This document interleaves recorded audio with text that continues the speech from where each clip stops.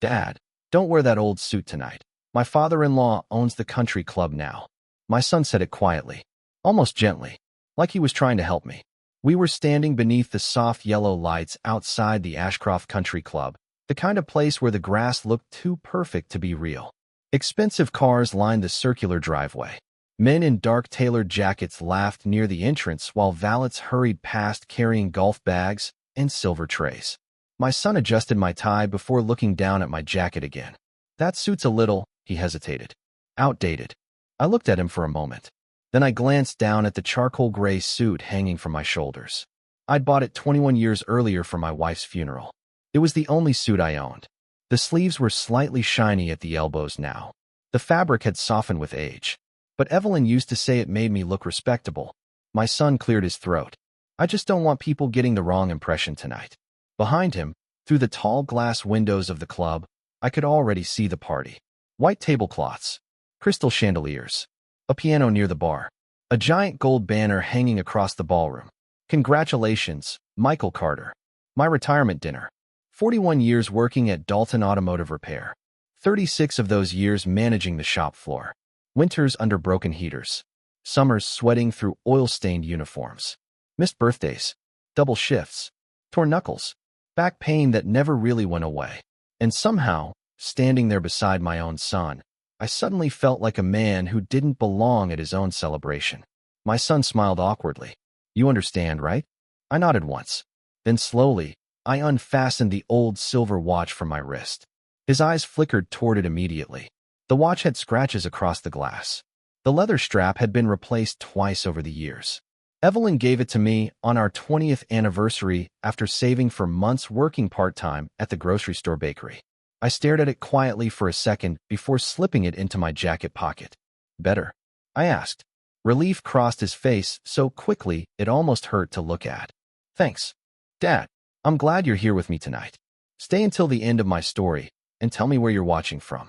Sometimes I wonder how many fathers out there have learned what silence really costs. The valet opened the front doors for us. Warm light spilled across the marble floor inside the club. Everything smelled expensive. Polished wood, wine, cigars, perfume. I suddenly became aware of my hands. Large hands, thick fingers, small scars near the knuckles from decades of turning wrenches and lifting engine blocks. Working hands, the kind my son used to admire when he was little. The ballroom buzzed with conversation when we walked in. My daughter-in-law, Rebecca, spotted us first. Her smile tightened for half a second before she quickly crossed the room in her cream-colored dress and heels. Michael, she said, kissing my son's cheek before turning toward me. Frank, you made it. Made it. Like I'd been optional. You look nice, she added politely, though her eyes briefly moved over my jacket again. That was the thing about Rebecca. She never said anything openly cruel. Everything came wrapped in perfect manners. Perfect smiles. Perfect little pauses. But after enough years, you learn how to hear what people don't say. Her father, Charles Whitmore, stood near the center of the room entertaining a group of businessmen beside the fireplace. Tall, silver-haired, confident in the effortless way wealthy men often are. He owned half the commercial properties in the county. People laughed louder around him. Waiters moved faster near him. And tonight, apparently, this club belonged to him too. Charles noticed me and raised his bourbon glass slightly. Frank, he called warmly. Good to see you. I walked over and shook his hand. His grip was soft. Mine wasn't. You must be proud tonight, he said. I looked toward my son across the room. Michael was speaking with two men in navy suits now. Smiling. Confident. Comfortable. The same boy who used to wait for me in the garage after school doing homework beside my toolbox because he didn't want to stay home alone. Yeah, I said quietly. I was proud of him long before tonight. Charles nodded, though I wasn't sure he understood what I meant. A waiter passed carrying champagne flutes. Rebecca took one immediately. Michael did too. Nobody offered me one. Not intentionally, maybe. But still, I wandered slowly through the ballroom, while old Sinatra music drifted softly through hidden speakers above us. Everywhere I looked, there were reminders that this world had rules I never learned. The forks had too many prongs. The conversations moved too fast. People talked about investments, ski trips, wine auctions, vacation homes in Vermont. I spent 40 years talking about carburetors, transmission leaks, and whether a truck could survive another winter. At one point, I noticed a slideshow playing near the stage. Photos from my career. Only, they weren't really my life. There were recent pictures of company dinners, award plaques, and retirement announcements. Photos of Michael giving speeches at the dealership after he became regional director. But none from the old days. None of me fixing engines at 2 a.m. None of Evelyn bringing coffee to the garage on snowstorms. None of the tiny repair shop with cracked concrete floors where all of this actually started. It was like someone had edited the dirt out of the story. I stood there staring at the screen longer than I should have. Then I heard my son's voice behind me. "Dad." I turned. "There's actually been a small seating adjustment," he said carefully. "Some investors showed up last minute." I already knew what was coming before he finished speaking. "We moved you to another table. Just for tonight." He pointed toward the back corner of the ballroom, near the kitchen doors, far from the stage, far from the Whitmores, far from him. For a second, neither of us spoke. The noise of the party carried on around us. Glasses clinking, laughter, piano music. My son finally forced a smile. "I hope that's okay." I looked at him for a very long time. Then I nodded once. Because at 68 years old, after burying a wife and surviving half a lifetime of hard work, I had finally learned something painful about humiliation. The loud kind isn't the worst. The worst kind arrives politely, quietly, and sometimes it comes from your own child. I sat at the back table beside the kitchen doors while the retirement party continued without me. The tablecloth was the same white linen as the others. The silverware matched. There was even a tiny candle flickering in the center beside folded napkins. But everybody in that room understood what that table meant. It was where they placed people who didn't quite belong in the photographs. A waiter brushed past me carrying trays of steak and wine. Every few seconds, the kitchen doors swung open behind my chair, spilling bright fluorescent light into the softer glow of the ballroom. Heat, noise, the sharp smell of garlic butter. Then the doors would close again, and the music would return. Frank Sinatra, low laughter, crystal glasses tapping together somewhere near the stage. I watched my son from across the room.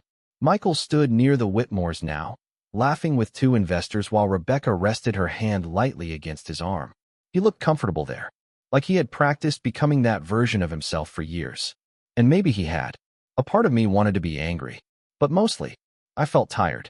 At 68, anger costs more than it used to. You start choosing silence because it hurts less than disappointment. I picked up the water glass in front of me and noticed my hand trembling slightly. Arthritis. Cold weather always made it worse. Evelyn used to warm my hands between hers during winter. I could almost feel it again for a second. Her fingers, soft, warm, smelling faintly of flour and vanilla from the bakery. I looked down at the empty chair across from me. That's the thing nobody tells you about losing your wife after 43 years. The silence never sounds natural again. The waiter finally brought my plate.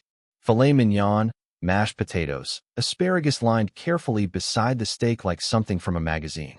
I stared at it for a while before taking a bite. Honestly, I would have traded the entire meal for one of Evelyn's meatloaf dinners at our old kitchen table. The kind served on chipped plates while snow piled outside the windows. Back then, Michael used to talk nonstop during dinner. About baseball cards, science projects, girls at school. "Dad, can you help me build this? Dad, can you drive me there? Dad, look what I got on my test." Funny how children slowly stop looking at you with admiration. Then one day, they start looking at you with embarrassment instead. A burst of applause interrupted my thoughts. I glanced toward the stage. Michael had stepped up to the microphone. The giant screen behind him displayed another slideshow photo. Him shaking hands with executives. Him holding awards. Him standing beside luxury cars inside spotless showrooms. Not a single photo from Dalton Automotive. Not one showing the grease under our fingernails.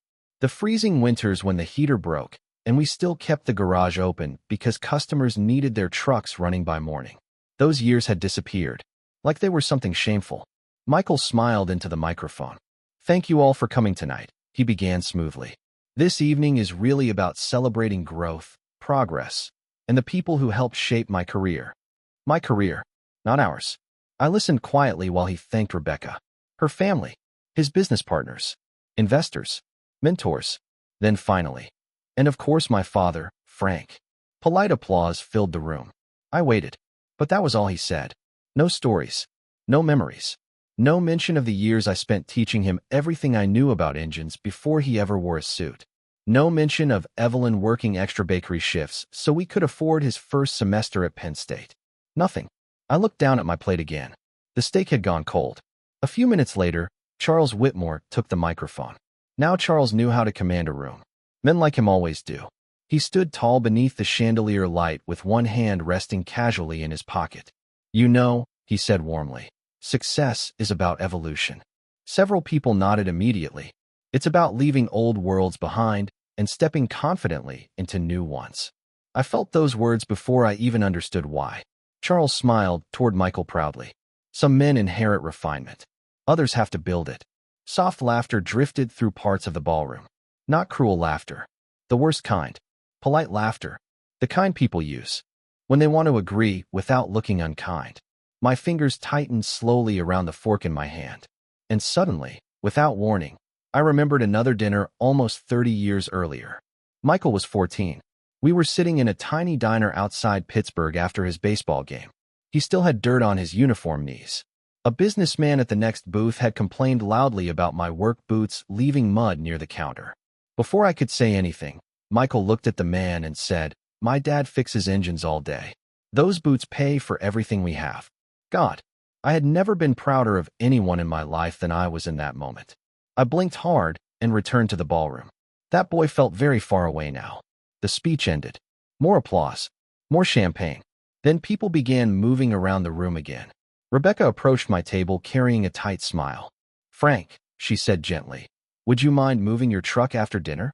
I looked up at her. "It's parked out front near the entrance," she explained carefully. Some of the guests were confused. Confused. I nodded slowly. "My mistake." No, she said quickly. "It's just, this club usually has valet parking reserved for members." For a second, neither of us spoke. Then she leaned closer slightly. "We're just trying to help Michael maintain a certain image tonight." There it was. Finally. Not said loudly. Not cruelly. Just quietly enough to wound deeper. I looked past her toward my son across the ballroom. He saw us talking. And then he looked away. I sat there for another 20 minutes after Rebecca walked away. Maybe longer. Time moves strangely when you're trying not to feel humiliated in public. The ballroom kept glowing around me like nothing had happened. Waiters floated between tables carrying wine bottles. Somebody near the piano laughed too loudly. A woman in diamonds leaned across a table whispering something that made 3 other people smile into their glasses. And through all of it, my son never looked back at me again. Not once. I told myself he was busy, that this was an important night for him, that maybe I was being too sensitive. Old men do that sometimes. We start confusing loneliness with disrespect because the line between them gets thinner every year. Still, something inside me felt off. Not angry, just displaced. Like an old piece of furniture nobody wanted to throw away, but nobody wanted in the living room anymore either. I finally stood and walked slowly toward the hallway near the restrooms. My knees ached from sitting too long. The old injury in my lower back had started throbbing too. 41 years lifting transmissions will do that to a man. The hallway was quieter, carpeted, dimly lit. Family portraits and black and white golf photographs lined the walls. Men shaking hands beside trophies, smiling beside dead fish on boats. Country club history framed in polished walnut. I loosened my tie slightly and stopped near a window overlooking the golf course. Outside, the night looked cold and empty. The parking lot lights reflected faintly across rows of expensive cars. And near the very end of the lot sat my old Ford pickup. Faded blue paint. Rust near the rear bumper. Driver's side mirror cracked from a snowstorm 3 winters ago. I suddenly remembered teaching Michael how to drive in that truck. He was 16. Nervous as hell. His hands shook so badly on the steering wheel that he stalled the engine 3 times leaving the church parking lot. Evelyn laughed so hard she cried. "Easy," I told him back then. "A man doesn't prove himself by looking smooth. He proves himself by staying steady." Funny. I wondered if he remembered that. A voice interrupted my thoughts. "Frank Carter?" I turned slowly. An older man stood near the hallway entrance wearing a dark suit and silver-rimmed glasses. Late 70s maybe. Thin. Sharp posture. For a second I didn't recognize him. Then he smiled. "Well, I'll be damned. Harold Bennett." I hadn't seen him in almost 25 years. Back when Dalton Automotive nearly went under during the recession, Harold had been the accountant handling our business taxes. Quiet guy. Smart. Always carried yellow legal pads everywhere. Harold, I said, genuinely surprised. He walked over shaking his head. I almost didn't recognize you without grease on your shirt. That got the first real smile out of me. All night. How have you been? I asked. Oh, still breathing, he replied. Which at our age counts as success. We both laughed softly. Then Harold glanced toward the ballroom. So this is Michael's retirement event. I nodded. He's done well for himself. Yes, Harold said carefully. Seems he has. There was something strange in his tone. Not judgment exactly. More like observation. He looked back toward the ballroom again. Funny place for this party. What do you mean? Harold adjusted his glasses. The Ashcroft Club. He paused. I remember when this land was almost worthless. I frowned slightly. What land? The club property. He pointed vaguely toward the golf course outside. Back in the 90s, this whole development nearly collapsed before construction even started. I stared at him quietly. I knew pieces of that story, but not much. Harold studied my face for a moment. You really don't know, do you? Know what?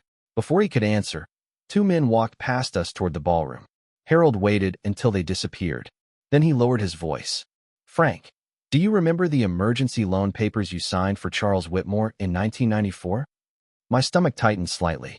Of course I remembered. Evelyn and I had nearly lost everything that year. Charles Whitmore's company was drowning in debt after a commercial real estate disaster. The banks were pulling out. Contractors hadn't been paid in months. And somehow Charles had ended up sitting at our kitchen table one rainy November night asking me for help. Me, a mechanic. Not because I was wealthy. Because I owned something valuable. My father's land. 73 acres outside Millfield. I swallowed slowly. Yeah, I said. I remember. Harold nodded. You saved that project. I looked at him carefully. No, I said quietly. I loaned him money. That's all. Harold's expression changed slightly. Frank, that wasn't just a loan.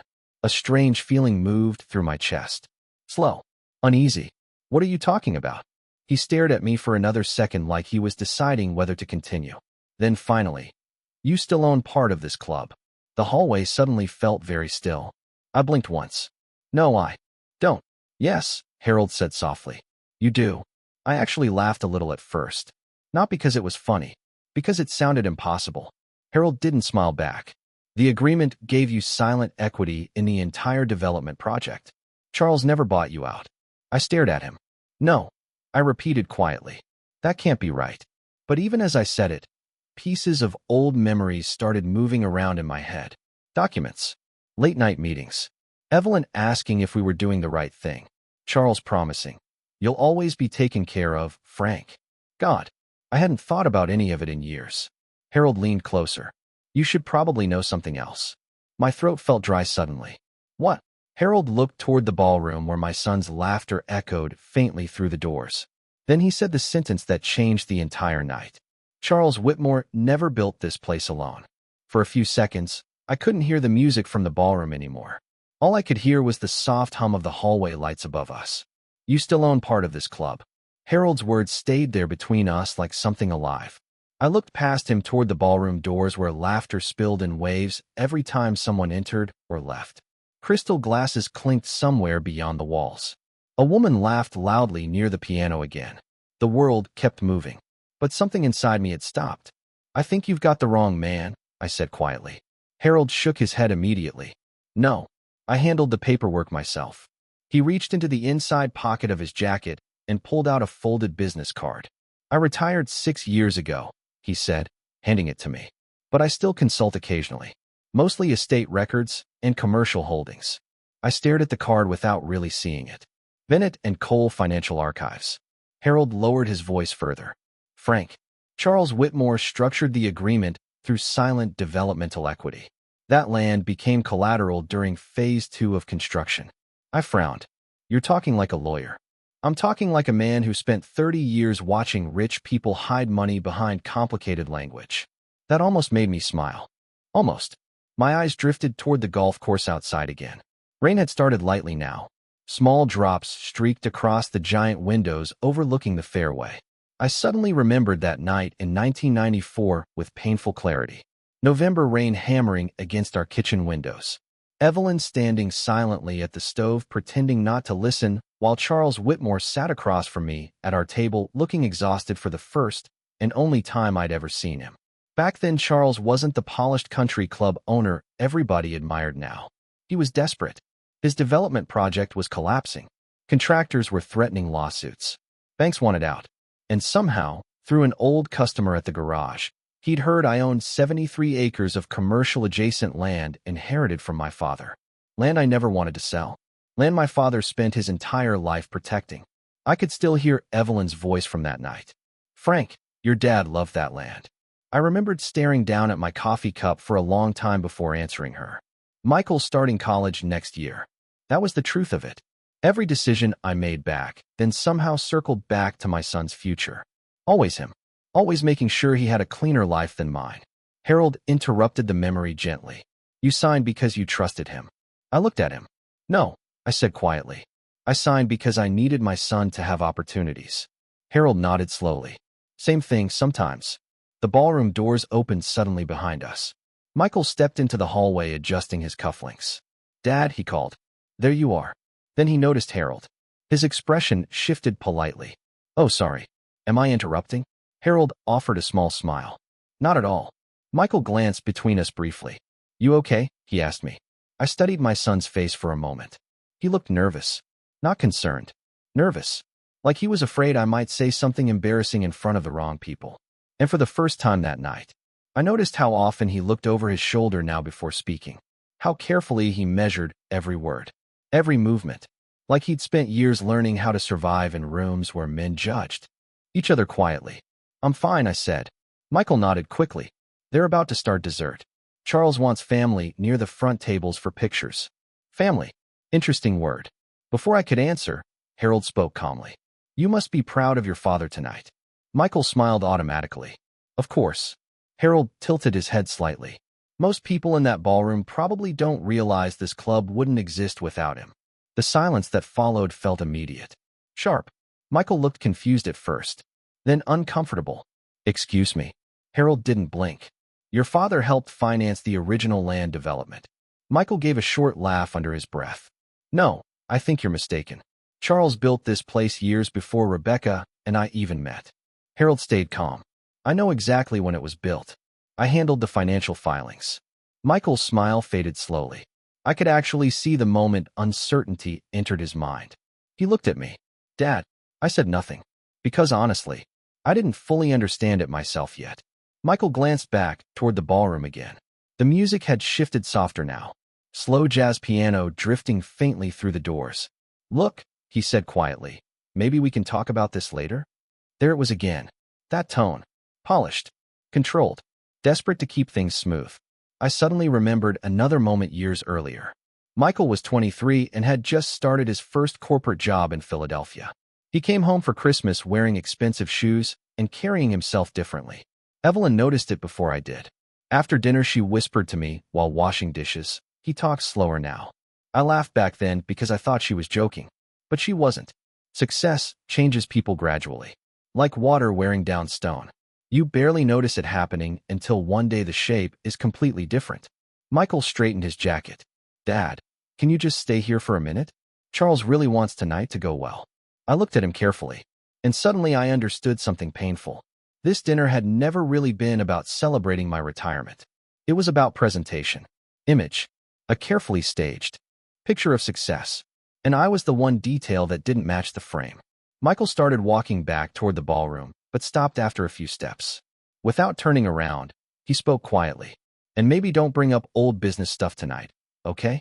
Then he disappeared behind the ballroom doors again. Harold stared after him silently.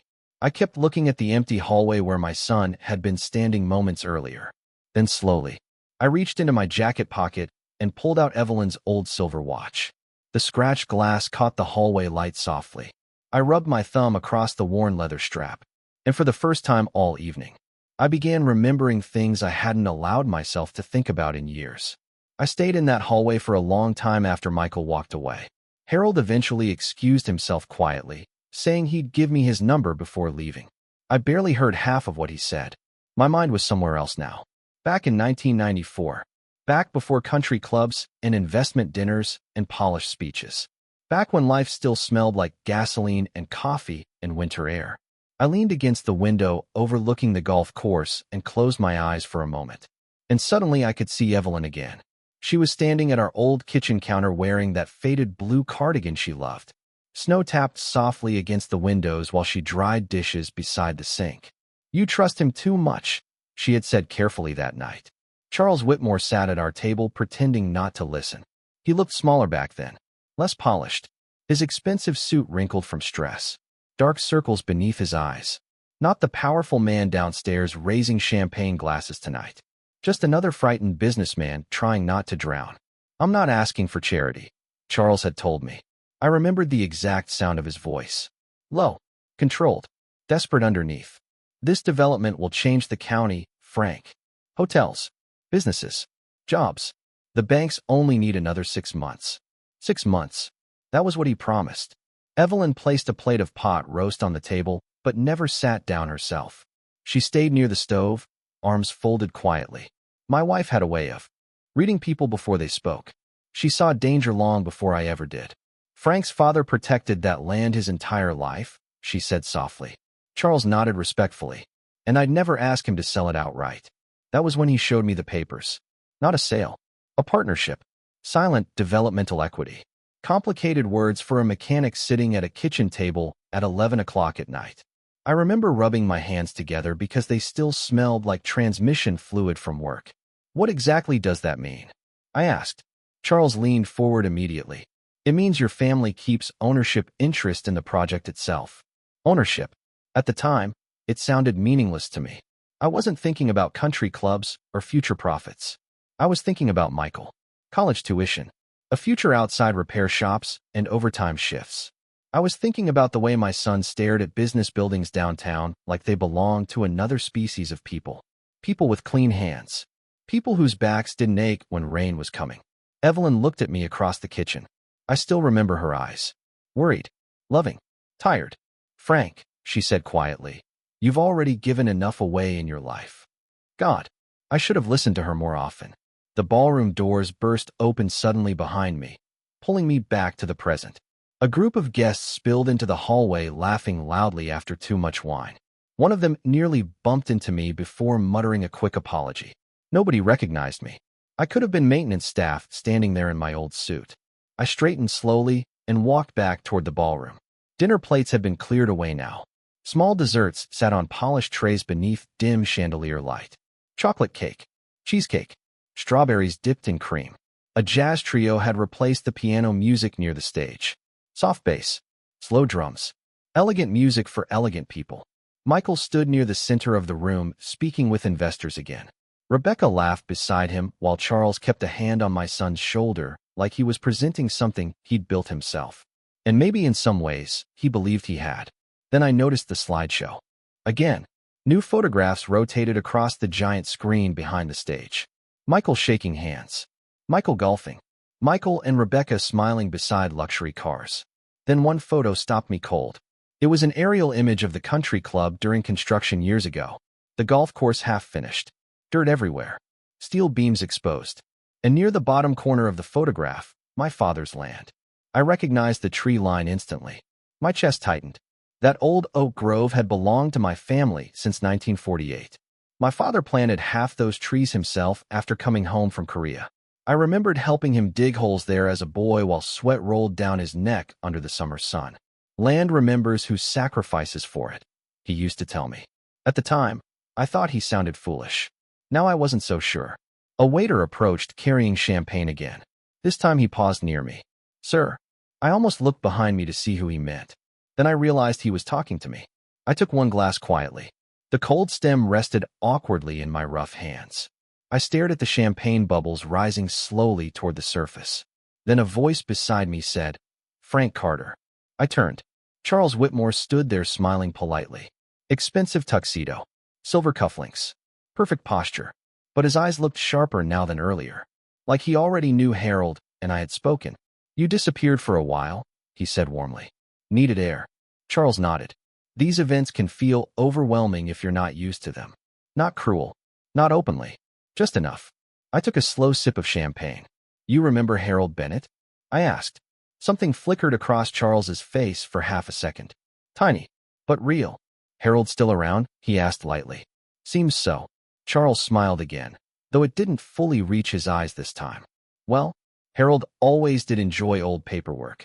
There was a pause between us, long enough to feel uncomfortable. Then Charles gently placed one hand against my shoulder. I hope you know tonight is meant to honor your son. I looked at him calmly, my retirement banners hanging over the stage. His smile tightened slightly. Yes, he said. Of course. I glanced around. The ballroom again. At the chandeliers. The polished marble floors. The investors. The expensive suits. And suddenly I realized something strange. For years, I had walked into rooms like this feeling small. Like men such as Charles Whitmore belonged somewhere higher than men like me. But standing there now, all I could think about was the fact that none of it would exist without the desperate signature I placed on those papers 30 years ago at my kitchen table. Charles studied me carefully. Then he lowered his voice. Some things are better left in the past, Frank. That sentence settled heavily between us. Not advice. A warning. And for the first time that night, I finally understood there was a reason nobody had ever told my son the truth. Charles walked away before I could answer him. Just turned smoothly back toward the ballroom crowd like the conversation had never happened. But his words stayed with me. Some things are better left in the past. I stood there holding the untouched champagne glass while the jazz trio played softly near the stage. A warning. That's what it had been. Not loud enough for anyone else to notice. Men like Charles Whitmore never threatened people directly. They learned long ago that real power speaks quietly. I watched him cross the ballroom shaking hands and smiling effortlessly beneath the chandelier lights. People leaned toward him when he spoke, laughed harder at his jokes, moved aside without realizing they were doing it. And suddenly, I remembered the first time I met him. He walked into Dalton Automotive wearing Italian leather shoes completely ruined by engine oil leaking from his Mercedes. I remember apologizing for the mess while sliding underneath the car with a flashlight. Charles laughed and said, "Don't apologize. Men who work know how to fix problems." Funny how people speak differently before they become important. A burst of applause pulled me back again. Michael had returned to the stage. Rebecca stood beside him now with one hand resting gently against his arm, while photographers moved closer near the front tables. Family photos, somebody announced cheerfully. People immediately began gathering near the stage. Charles motioned toward me from across the room. For a second, I thought maybe things were about to change. Maybe my son had remembered himself. Maybe he wanted me beside him after all. I started walking toward the crowd slowly, adjusting my jacket as I moved through the ballroom. Then one of the event coordinators stepped in front of me politely. "Excuse me, sir?" Young woman, maybe 25. Nervous smile. "Yes." She glanced toward a clipboard in her hand. Immediate family photos are being taken near the stage first. I looked past her. Michael was already standing beside Rebecca and the Whitmores beneath the retirement banner. "I am family," I said quietly. The girl's smile tightened. "Oh, of course. I just meant," she lowered her voice awkwardly. "They asked for the Whitmore family photos first." Whitmore family, not Carter family. I stood there for one long second while people squeezed past me carrying wine glasses and dessert plates. Then I nodded once. "No problem." The girl looked relieved immediately. "Thank you, sir." "Sir." Not Frank. Not Michael's father. Just another old man in an outdated suit standing too close to the important guests. I stepped away from the stage area and moved back toward the rear of the ballroom. Nobody stopped me. Nobody noticed. From the corner of the room, I watched the photographs happen. Flash after flash. Michael smiling beside Charles. Rebecca adjusting her necklace. The photographer saying, "Closer together, everyone." At one point, Michael laughed at something Charles whispered to him. That laugh hit me harder than I expected, because I realized something painful. I hadn't heard my son laugh like that around me in years. Not relaxed. Not genuine. Not like when he was young. A memory surfaced suddenly. Michael at age 9 sitting on the hood of my pickup truck outside the garage late one summer night. He was eating a melting ice cream cone while I closed up the shop. "Dad, yeah. When I grow up, I want to be exactly like you." God. Children say things so honestly before the world teaches them status. I looked down at my hands again. Rough skin. Grease stains that never fully disappeared no matter how hard I scrubbed over the years. Working hands. Embarrassing hands now, apparently. The photographer called out again. Okay, let's get one with just immediate family. I watched Michael hesitate. Only briefly.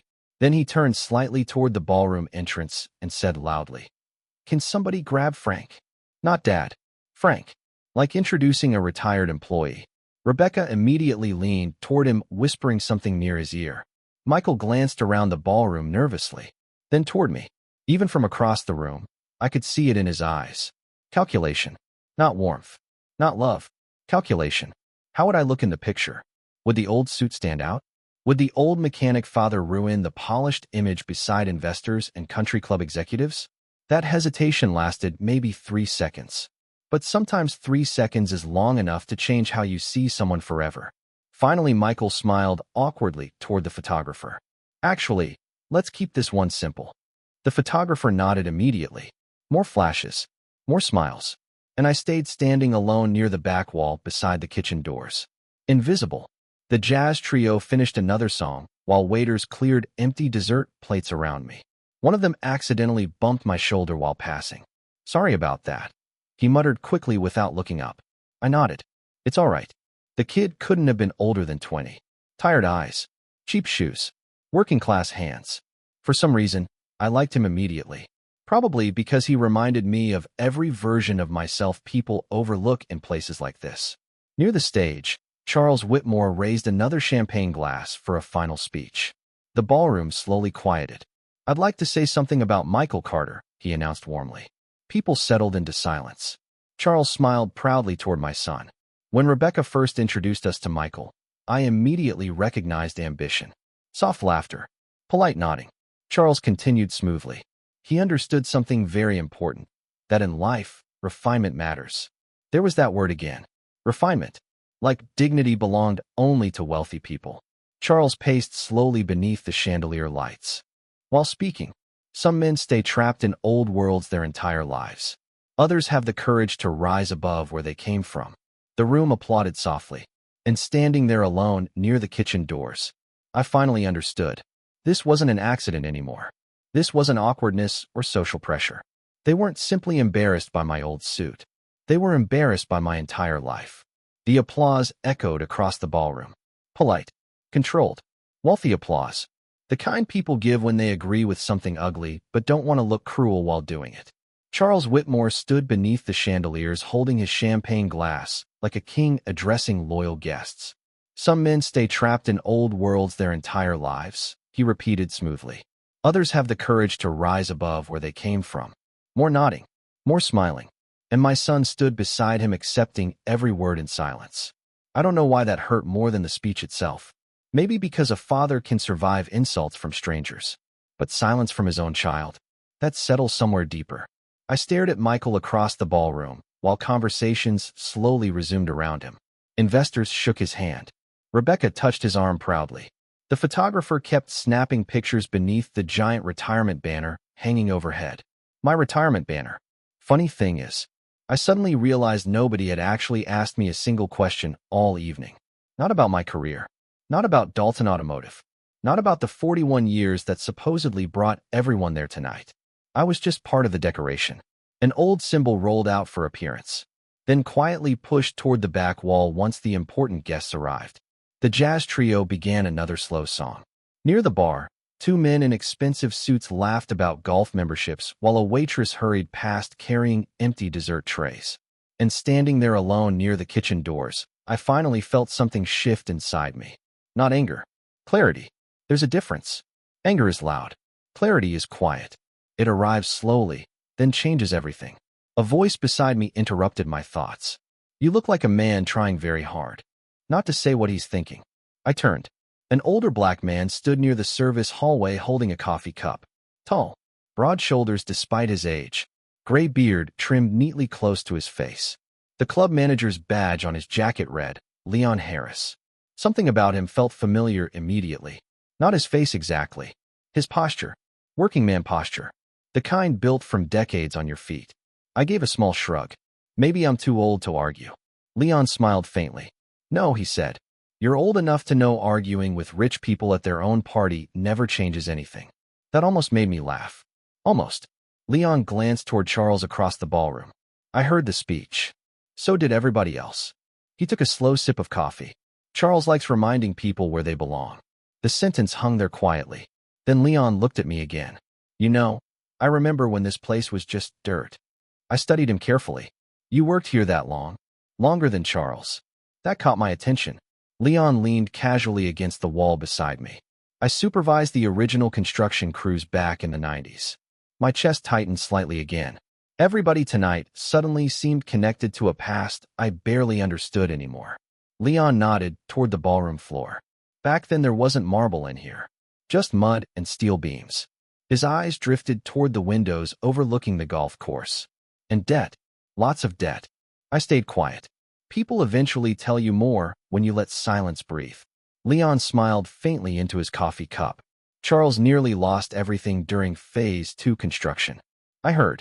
No, Leon said calmly. You heard the cleaned-up version. He studied me carefully now. You really don't know what your money did, do you? There it was again. Your money. Not Charles's. Mine. The idea still felt strange in my head. I wasn't rich, I said quietly. Leon gave a low chuckle. Neither was the man who invented drywall. Didn't stop people from making fortunes off his work. I looked down at the carpet for a second. My old boots suddenly felt heavy. Leon continued softly. Construction shut down for almost 3 months. Workers stopped getting paid. Equipment sat rusting outside in the rain. His voice slowed slightly. Then one morning Charles arrived smiling again. Payroll cleared. Supplies returned. Bank pressure disappeared. He looked directly at me. After meeting with you. The ballroom noise faded behind his words. I remembered Evelyn crying quietly in our bedroom the night we signed those papers. Not dramatic crying. The silent kind. The kind where someone stares at the floor because they're trying not to make you feel guilty. I just hope someday this was worth it, she whispered that night. God, I hadn't thought about that sentence in years. Leon pointed subtly toward the giant windows facing the golf course. You see hole 7 out there? I nodded. That used to be your family's land. I swallowed hard. You know that too? Everybody involved in construction knew. Leon took another sip of coffee. Your father's oak trees were bulldozed in 2 days. That one landed differently. I looked out through the rain-streaked glass toward the dark course beyond the lights. Somewhere out there, beneath perfectly trimmed grass and golf carts and million-dollar memberships, were the remains of my father's land. The land he trusted me to protect. A sharp burst of laughter came from the front tables. Michael again, laughing with Charles. Leon followed my gaze. That your son? Yes. He works for Whitmore Holdings now, right? I nodded. Leon was quiet for a moment. Then he said carefully, funny thing about rich men, Frank. What's that? They'll build statues for themselves using bricks somebody else carried. Neither of us spoke after that. The jazz music drifted softly through the ballroom while rain tapped harder against the windows outside. Then suddenly Leon looked toward the entrance hallway. His expression changed slightly. Not fear. Recognition. A man in a dark overcoat had just entered the ballroom carrying a leather briefcase. Older. Thin. Serious looking. Leon lowered his coffee cup slowly. Well, he muttered. What? He nodded subtly toward the newcomer. That's Whitmore's attorney. Something cold moved quietly through my chest. The attorney scanned the room once before, heading directly toward Charles. Not toward the guests. Not toward the bar. Straight to Charles. And for the first time all evening, I saw genuine concern cross Charles Whitmore's face. Charles Whitmore's smile disappeared the moment he saw the attorney. Not completely. Men like Charles never fully lose control in public. But I noticed it. That tiny stiffness around his mouth. The quick adjustment of his cufflink. The way his shoulders straightened before the attorney even reached him. Fear hides in small movements when wealthy people are trying not to panic. Leon noticed it too. Told you, he muttered quietly beside me. The attorney leaned close to Charles and whispered something into his ear. Whatever it was, it changed the entire atmosphere around him. Charles glanced across the ballroom immediately. Toward me. Then toward Harold Bennett, standing near the bar. Then back at the attorney again. I watched his jaw tighten. For the first time all evening, Charles Whitmore no longer looked like the most powerful man in the room. He looked cornered. Michael noticed something was wrong almost instantly. He stepped toward his father-in-law speaking quietly, while Rebecca's smile faded in confusion. The music kept playing. Guests kept drinking. But tension had entered the room now, the kind you can feel without understanding. Leon folded his arms. Looks like old paperwork finally caught up with somebody. I kept staring across the ballroom. What's happening? Leon looked at me carefully. You honestly still don't know how much leverage you have, do you? Leverage. Another word from wealthy people's language. I spent my life understanding torque wrenches and engine timing belts. Not leverage. Not equity. Not ownership structures hidden behind legal paperwork. And suddenly I hated that about myself. Not because I lacked intelligence, but because men like Charles spent decades benefiting from the fact that men like me trusted handshakes more than contracts. The attorney handed Charles a folder. Charles flipped through the papers quickly, then stopped. Even from across the room, I saw the color drain slightly from his face. Michael spoke again, faster this time. Concerned. Charles answered him sharply before catching himself when nearby guests turned to look. That alone told me how serious this was. Charles Whitmore didn't lose composure publicly. Ever. Leon finally pushed away from the wall. You deserve the truth, Frank. I looked at him. The full truth. The jazz trio shifted into another soft song while waiters refreshed drinks around us. Nobody else in the ballroom realized anything unusual was happening yet. But the center of the room had changed. Power had shifted somehow. I could feel it. Leon lowered his voice. When Charles was desperate back in '94, your investment saved phase 2 construction. I know that part. No, Leon said calmly. You know the polite version. He glanced toward the giant windows overlooking the golf course. The banks were gone. Contractors were preparing lawsuits. Payroll bounced twice. I stayed quiet. Leon continued. Then suddenly your land entered the deal. My father's land. Even hearing the words still hurt. Charles used your equity to convince investors the project could survive. And the development exploded in value after the highway expansion got approved 3 years later. I frowned slightly. I thought Charles bought me out. Leon looked genuinely surprised. Bought you out? That's what I assumed. Leon gave a slow shake of his head. Frank, there was never a buyout. The ballroom noise seemed farther away now. Muted. Like I was underwater listening to another world. What are you saying? I'm saying your ownership stayed active. I stared at him. That's impossible. No, Leon replied quietly. What's impossible is that nobody ever explained it to you. I suddenly remembered boxes of unopened mail after Evelyn died. Financial reports. Legal notices. Tax documents. I ignored most of them because grief makes ordinary paperwork feel meaningless. And before that, I trusted Charles. God help me, I trusted him. Leon's eyes softened slightly. You weren't stupid, Frank. I looked away toward the ballroom. Yes, I said quietly. I think maybe I was. Because suddenly 30 years of little details began fitting together differently in my head. Charles. Insisting on handling everything. Quarterly envelopes I barely opened. Accountants calling occasionally. Forms arriving that I signed without fully reading because I'd just worked 10-hour shifts and my hands hurt too much to care. Meanwhile, this place grew into a private empire. Country club memberships. Luxury weddings. Corporate retreats. Millions of dollars moving across land my father once farmed with his bare hands. And tonight, my own son was ashamed to let me stand beside the stage. The attorney suddenly walked away from Charles and headed directly across the ballroom. Toward me. Leon exhaled softly. Well, he murmured. Here we go. The attorney stopped a few feet away. Up close he looked older than I first thought. Deep lines beneath tired eyes. Professional posture worn thin by long years around rich men's problems. Mr. Carter? His voice was respectful. Not fake respectful. Real respectful. Yes. My name is David Keller. I represent Whitmore Holdings. I nodded cautiously. David glanced briefly toward Charles before lowering his voice. There appears to be an unresolved ownership issue connected to the Ashcroft property development. Ownership issue. That's what 30 years of silence becomes in wealthy language. I said nothing. David continued carefully. We've recently uncovered original partnership clauses tied to the Carter land agreement. Recently uncovered. Another lie. Charles had known all along. I could see it now. The delayed explanations. The careful distance. The warnings tonight. He never forgot. He just hoped I would. David opened the folder slowly. Inside were copies of old contracts. My signature. Evelyn's signature. Dates from 1994. And there it was. Clear as day. Frank Carter, founding equity partner. My hands suddenly felt cold. Not emotional cold. Shock cold. The kind that reaches your bones. I stared at the papers while the ballroom continued glowing around us. Music. Champagne. Laughter. My retirement dinner.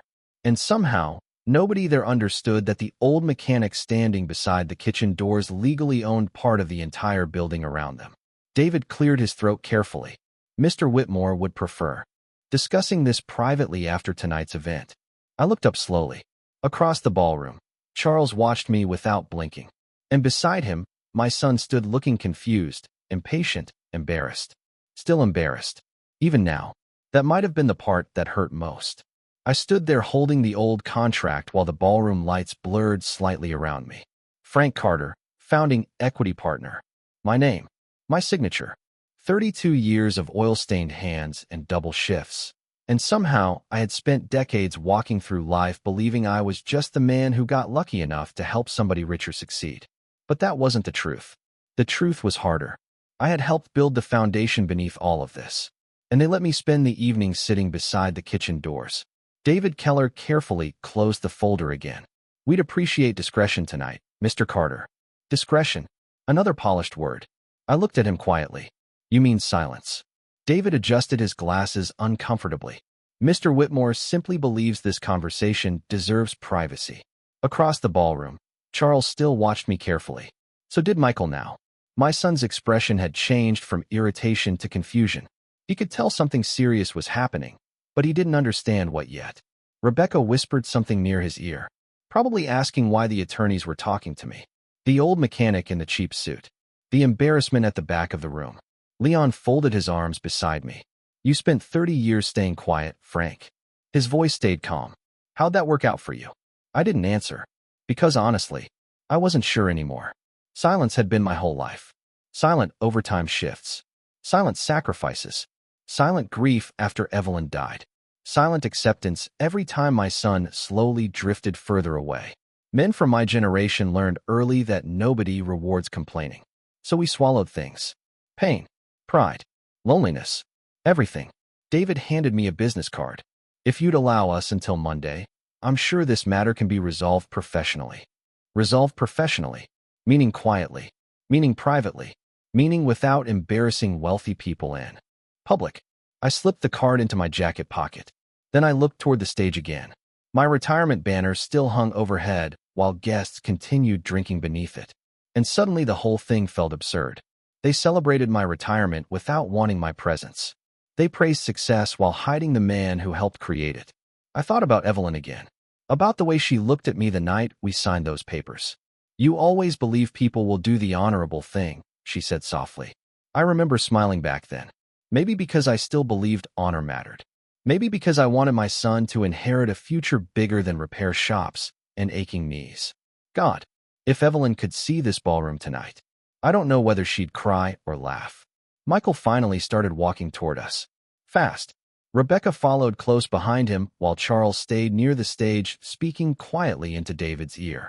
The closer Michael got, the more nervous he looked. Dad, I folded the contract slowly. What's going on? His eyes moved between me and David. Nobody answered immediately. Michael looked directly at me again. Why are lawyers talking to you? There was genuine confusion in his voice now. And underneath it, fear. Not fear for me. Fear of uncertainty. Fear that something in his perfect evening had shifted beyond his control. I studied my son's face carefully. He looked tired tonight. Older than 42. The pressure around his eyes suddenly reminded me of myself years ago. That surprised me. Because for a second I could still see the boy sitting beside me at baseball games, eating hot dogs too fast. The boy who once defended my muddy work boots in a diner. Where did he go? Or maybe worse, what slowly convinced him he needed to become someone else. Rebecca crossed her arms lightly. Is there a problem? She asked. David answered carefully. There are some historical property matters involving Mr. Carter. Rebecca frowned. What kind of property matters? Nobody spoke. Then Michael gave a short, nervous laugh. Wait, this is about the club? David remained professional. Yes. Michael looked at me, then at Charles across the ballroom, then back at me again. And, slowly, confusion turned into disbelief. Dad, he said carefully, why would you have anything to do with this club? That question landed heavier than he intended. Why would you? Not how. Not when. Why? As if a man like me could never belong anywhere near wealth unless he parked the cars outside. I stared at him quietly for a long moment before answering. Because 30 years ago your future mattered more to me than my own. Michael blinked. Rebecca looked confused. David stayed silent. And somewhere behind us, the jazz trio kept playing soft music while rich people laughed over expensive whiskey. The world refused to stop for family heartbreak. Michael shook his head slowly. I don't understand. No, I said quietly. I don't think you do. That hurt him. I saw it immediately. But not enough. Not yet. Charles finally approached us again, composed as ever. Only his eyes gave him away now. Sharp. Careful. Measuring every word before speaking. Frank, he said smoothly. Perhaps we should continue this discussion in my office. I looked at him, then around the ballroom, at the photographs, the chandeliers, the guests, my retirement banner hanging over a celebration where nobody truly wanted me. And something inside me finally settled. Not rage. Decision. I reached slowly into my pocket and pulled out Evelyn's silver watch again. The old scratched glass caught the ballroom light softly. Michael noticed it immediately. He hadn't seen me wear it since his mother's funeral. I fastened the worn leather strap back around my wrist carefully. Then I looked directly at Charles Whitmore. No, I said calmly. The room around us suddenly felt quieter somehow. Charles held my gaze. Excuse me. I adjusted the sleeve of my old suit. You said some things are better left in the past. Neither of us moved. But I'm starting to think the past remembers more than people expect. Charles's jaw tightened slightly. Michael looked between us helplessly. And for the first time all evening, I saw my son realize the old mechanic standing in front of him might not be the smallest man in the room after all. Nobody spoke after I answered Charles. The ballroom still glowed gold beneath the chandeliers, but the atmosphere had changed now. You could feel it moving through the room quietly, like distant thunder before a storm. People sensed something. Not the details. Just tension. The jazz trio continued playing near the stage, though softer now. Conversations had slowed around the front tables. A few guests glanced toward us before quickly pretending not to. Rich people are experts at pretending not to notice uncomfortable things. Charles Whitmore stood perfectly still in front of me. Composed. Controlled. But I could see it now beneath the surface. Worry. Real worry. Frank, he said carefully, this isn't the place. I looked around the ballroom slowly. At the polished floors. The crystal glasses. The photographs. The giant banner celebrating a retirement nobody actually respected. Then I looked back at him. No, I said quietly. I think this is exactly the place. Michael stepped forward immediately. Dad, his voice sounded strained now. Embarrassed. Confused. Afraid. Not afraid for me. Afraid of losing control of the room. Rebecca touched his arm gently. Michael, she whispered, people are staring. That sentence did something to me. Because even now, even with attorneys involved, even with contracts proving the truth, their first concern was appearances. Always appearances. Charles forced another smile for nearby guests. Ladies and gentlemen, he called lightly toward the ballroom. Just a small business matter. Nothing to worry about. A few people laughed politely, but nobody fully relaxed. David Keller adjusted the folder nervously beneath his arm. Perhaps we should continue privately, he repeated. I looked at him calmly. Did Charles ever tell my son the truth? Silence. Michael frowned. What truth? Nobody answered immediately. Charles finally spoke. Frank, enough. There it was. The first crack. Not loud, but sharp. The kind of voice wealthy men use when they're no longer asking politely. I held his gaze. For 30 years, I said quietly. I thought I gave away my father's land to help save your project. Michael stared at me. Rebecca slowly lowered her hand from his arm. I continued. But apparently I never gave it away. At all. Now nearby conversations stopped completely. People were listening openly. Investors. Club members. Waiters standing frozen beside champagne trays. The entire ballroom had begun leaning toward us without moving. Michael looked at Charles. Then at David. Then back at me. What is he talking about? Charles inhaled slowly through his nose. Michael, this situation is more complicated than your father understands. That sentence almost made me smile. Because suddenly I realized something important. Men like Charles always assume working-class people don't understand money simply because we spent our lives earning it honestly. I looked directly at my son. Your father-in-law used my land to keep this club alive. Michael blinked hard. No, he turned my family property into developmental equity. Michael shook his head immediately. That's impossible. I nodded once. That's what I thought too. David finally opened the folder again. Professional. Precise. Mr. Carter is listed in the original incorporation agreements tied to Ashcroft Development Holdings. The ballroom became very quiet. Even the jazz trio had stopped playing now. I watched my son's face carefully as the words settled into him. Confusion first, then disbelief, then something worse. Memory. Tiny moments connecting backward in his head. The old land discussions he overheard as a child. The arguments between Evelyn and me. The envelopes arriving for years after construction ended. Rebecca whispered softly. Michael, did you know about this? He looked genuinely shaken. No, and for the first time all evening. I believed him. That hurt too, because suddenly I understood something painful. Charles hadn't only hidden the truth from me. He hid it from my son too, probably on purpose. A wealthy father-in-law is easier to admire than an old mechanic who quietly owns part of the building. Charles straightened his jacket. This discussion is inappropriate for tonight. I looked around again. At my retirement dinner? His jaw tightened. You're creating a scene. No, I said softly. I think the scene started when my son asked me not to wear my old suit. Michael flinched immediately. Rebecca looked down at the floor, and around us, guests shifted awkwardly in their chairs. Because humiliation sounds very different once spoken aloud. Charles took one step closer toward me. Low voice now. Controlled anger. What exactly do you want, Frank? Funny question. Because standing there in that ballroom, I realized I didn't want money. Didn't want revenge. Didn't even want ownership. I just wanted the truth to stop hiding. I looked at the stage behind him. At the photographs. At the polished version of success everyone spent the evening celebrating. Then I said quietly, I want my son to know who paid for his future. Nobody moved. Nobody spoke.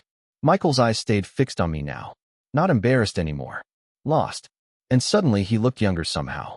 Like the boy from years ago sitting beside me in that old pickup truck asking if hard work mattered. God, I wished Evelyn were here. She would have known what to say. Charles finally turned sharply toward David. Handle this Monday. David hesitated. Sir, Monday, Charles repeated firmly. Then he looked back at me. But the confidence was gone now. Just calculation left. Because for the first time in decades, he no longer controlled the story. And right then, near the back of the ballroom, somebody quietly started clapping. Slow. Steady. Everyone turned. Leon Harris stood beside the kitchen doors holding his coffee cup in one hand. Clap. Clap. Clap. Not mocking. Respectful.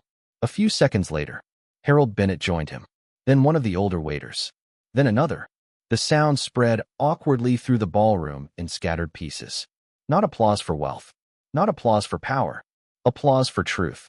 And standing beneath the chandeliers in my old 21-year-old suit, I watched my son realize the most important man in the room had never been the one holding the champagne glass. The applause faded slowly across the ballroom. Not loud. Not dramatic. Just honest. And somehow, that made it heavier. The chandeliers still glowed overhead. Champagne glasses still sat half full on white tablecloths. Expensive watches still reflected soft golden light as guests shifted awkwardly in their seats. But the room had changed. The balance inside it had changed. For the first time all evening, people weren't looking at Charles Whitmore. They were looking at me. And Charles knew it. His face remained calm for the guests, but I could see the strain underneath now. The tight jaw, the careful breathing, the effort it took to keep his posture relaxed. Michael stood frozen beside him. My son looked like a man watching two versions of his life collide in front of him.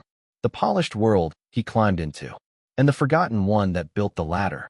Rebecca reached for his hand quietly, but Michael barely reacted. He just kept staring at me, like he was seeing me clearly for the first time in years. Charles finally forced a smile toward the crowd. Well, he said lightly, it appears Frank has been keeping secrets from all of us. A few uncomfortable laughs drifted through the ballroom. But nobody fully joined him this time. Because people can sense when a powerful man is trying to regain control, and they can also sense when he's losing it. I looked at Charles calmly. I didn't keep the secret, I said. That landed harder than I expected. Charles's smile disappeared completely. Michael looked down at the floor. Deep down, He already understood what I meant. Years of silence don't happen accidentally. They happen because somebody benefits from them. David Keller stepped closer carefully. Perhaps we should conclude the evening, he suggested. Smart man. He understood this dinner was already finished. But Michael suddenly spoke before anyone moved. Dad. His voice cracked slightly. That alone almost broke my heart. Because for 1 second, he sounded young again. Not the polished executive. Not the Whitmore son-in-law. Just my boy. He stepped toward me slowly while the ballroom watched in complete silence now. Why didn't you ever tell me? There it was. The question underneath everything. Not about money. Not ownership. Not the club. Why didn't you tell me who you were? I looked at him for a long moment before answering. Then finally, because I thought it didn't matter. Michael's eyes watered immediately. I continued quietly. I thought being your father was enough. The room stayed completely still. No music. No glasses clinking. No conversations. Just silence. The kind that forces people to hear themselves honestly. Michael rubbed his face with one hand roughly. You should have told me. I nodded once. Maybe. Then I looked around the ballroom. At some point, though, you stopped asking where anything came from. That hit him. I saw it immediately. Rebecca looked down again. Charles stepped forward sharply. This is unfair. I turned toward him. Is it? Charles inhaled slowly through his nose. You're turning a family celebration into public humiliation. That sentence almost made me laugh. Humiliation. Interesting word coming from him. I glanced toward the back table near the kitchen doors where I'd spent most of the evening alone. Then toward the photographs near the stage. Then back at Charles. You did that long before I opened my mouth. The silence afterward felt enormous. Michael closed his eyes briefly. God. He looked exhausted now. Not physically. Emotionally. Like years of pretending had suddenly become too heavy to carry. He looked at me again. And quietly asked, Did Mom know? That one hurt. Really hurt. I reached for Evelyn's silver watch slowly, touching the worn leather strap with my thumb. Yes, I said softly. Michael swallowed hard. What did she say? I smiled faintly despite myself. The first real smile all night. She told me honest work never makes a man smaller. Michael broke then. Not loudly. Not dramatically. But I saw his face collapse under the weight of it. Because somewhere deep down, my son remembered who his mother was. And who he used to be around her. A long silence passed before he finally spoke again. I'm sorry. 3 simple words. Words fathers wait years to hear sometimes. I studied him carefully. And for a moment, I saw both versions of him standing there at once.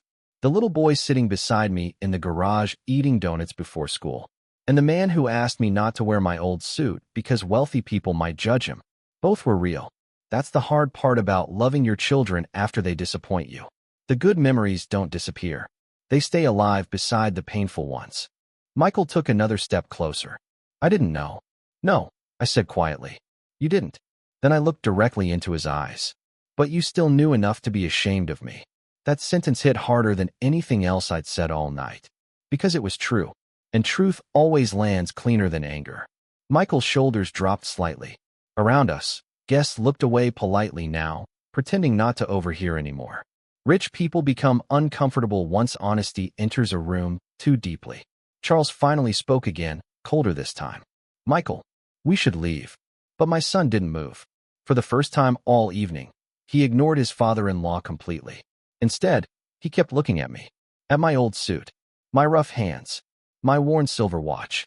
The things he spent years trying not to resemble.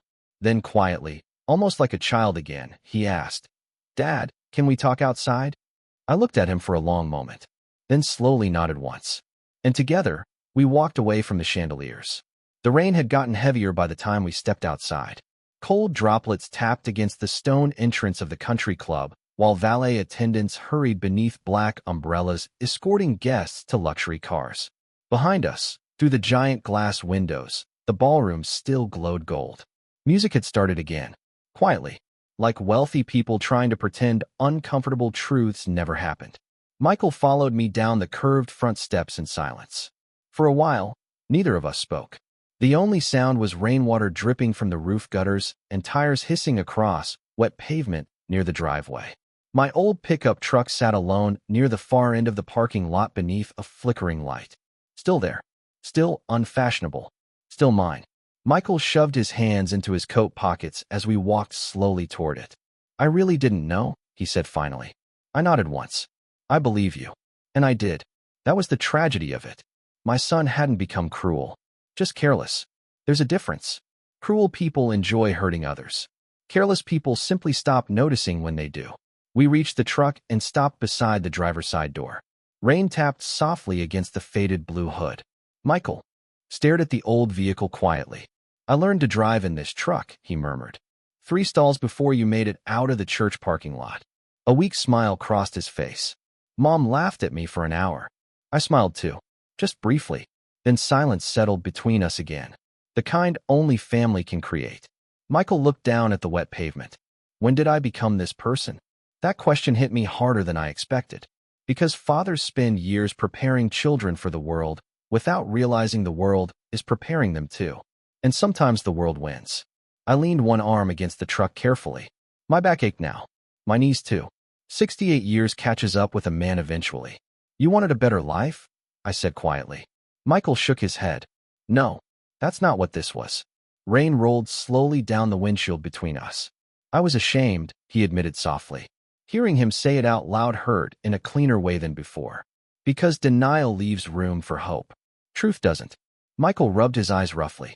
I kept thinking if I fit into their world enough, eventually I'd belong there. He laughed once under his breath. But there was no humor in it. I guess somewhere along the way, I started acting like the people I wanted approval from. I studied him quietly. His expensive coat, polished shoes, perfect haircut slowly falling apart in the rain. And underneath all of it, I could still see my boy. That's the curse of being a parent. You never fully stop seeing the child inside the adult standing in front of you. Michael swallowed hard. When you stood by those kitchen doors tonight, his voice cracked slightly. I saw it. I said nothing. The way people looked past you. Rainwater dripped from the edge of his jaw. And I let it happen. I reached into my pocket slowly and pulled out Evelyn's silver watch again. The scratched glass reflected the parking lot lights faintly. Your mother used to tell me something, I said quietly. Michael looked up. She said dignity isn't something other people hand you. I fastened the watch carefully around my wrist again. It's something you keep for yourself. Michael stared at the watch for a long moment. Then suddenly he started crying. Not dramatically, not loudly, just exhausted tears from a man who finally saw himself honestly. God, that nearly broke me. Because no matter how disappointed you become in your child, seeing them hurt still reaches into places nothing else can touch. Michael covered his face briefly. I'm sorry, Dad. The rain kept falling around us. Soft, steady. I looked toward the country club one last time. The chandeliers, the marble, the polished version of success glowing behind expensive glass. Then I looked back at my son. You know what the saddest part is? I asked quietly. Michael lowered his hand slowly. You were so busy trying not to look like me. I glanced down at my rough hands. You forgot I spent my whole life trying to give you choices I never had. His face collapsed again. But this time I didn't look away. Because some pain deserves to be witnessed. A long silence passed between us. Finally Michael whispered, Can we fix this? That question lingered in the cold air. Not because I didn't know the answer. Because fathers always wish the answer is yes. Even after disappointment. Even after humiliation. Even after heartbreak. I opened the truck door slowly. The familiar smell of old leather and motor oil drifted out immediately. Home. Simple. Honest. Unimpressive. Real. I looked at my son one final time. Then I said quietly, You don't fix this with words, Michael. Rain rolled down his face while he listened. You fix it by remembering who you are when nobody important is watching. Neither of us moved for a second. Then I climbed into the truck. The old engine struggled twice before turning over with its familiar rough growl. Michael stepped back slowly into the rain. No expensive speech. No dramatic ending. Just a son standing alone in a country club parking lot finally understanding the cost of forgetting where he came from. I rolled down the window slightly before pulling away. And for the first time all night, I no longer felt embarrassed by my old suit. Because a cheap suit never made a man small. But forgetting the hands that built your future? That does. I drove slowly out of the parking lot while rain blurred the country club lights behind me. And in the rearview mirror, my son kept standing there long after I disappeared into the dark.